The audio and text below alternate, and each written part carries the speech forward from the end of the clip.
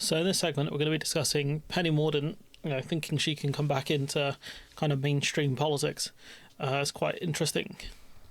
Well, how have you adapted to civilian life, as it were? And are you going to be back if there's a by-election? Will you maybe throw your hat in the ring? I don't think that politics and I are done. I would obviously, I would love to come back. This business is largely luck and timing, and all you can do is be ready. But She's right to that extent. Look at Donald Trump's return. All she needs to do is be lucky in one kind of by-election.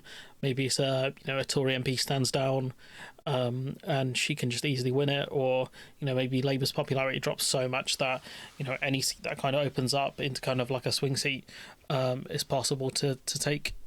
But you also don't need letters after your name to be of service. So I'm going to be doing. There'll be some announcements in the coming week. I will be doing things that are wholly in the service of this country, its communities, its. It's ironic because she was very unpopular in her constituency, because I don't think she did a lot of constituency work, and now she wants to talk about community and stuff like that. It's a bit ironic that she kind of put more of energy into the Tory leadership campaigns and things like that, rather than her actual ministerial portfolio or her role as an MP. Country sector, and for it being a force for good around the world. What kind of areas? Give us a clue. Well, helping people who take responsibility for things, helping businesses that are doing amazing philanthropic work, helping grassroots charities and communities who are solving problems and doing amazing things and taking care of people, and also helping us get to grips with some of the big challenges we have as a nation. But it sounds like next time there's a by-election, if you get a chance, you'll chuck your hat in the ring, and then looking forward, you haven't ruled out standing for the leadership again, have you? Well, look, I think we need to focus on the job that's here, and I haven't disappeared from helping the Conservative Party. I've been helping during the leadership contest prepare some things for CCHQ for the new. I mean, and the two of them are again really far ahead of themselves, especially Cathy Newman, the person doing the interview, talking about her return to being an MP, and then challenging a potential leadership contest.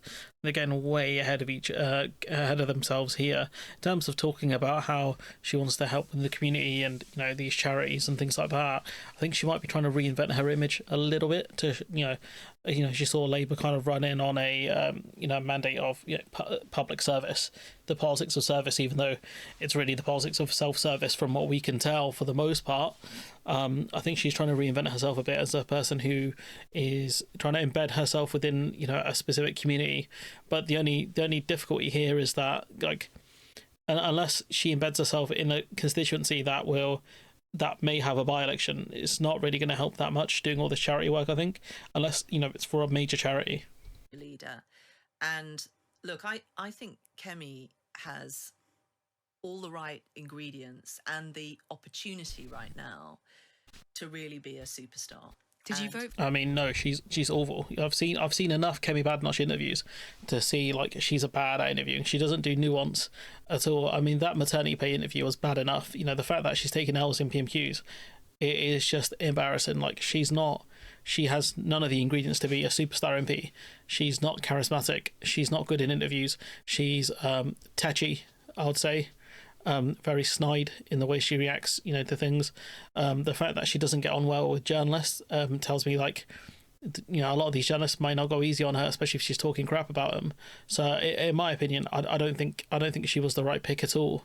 But I'm glad they picked an absolute moron to lead their party, because they're a bunch of clowns.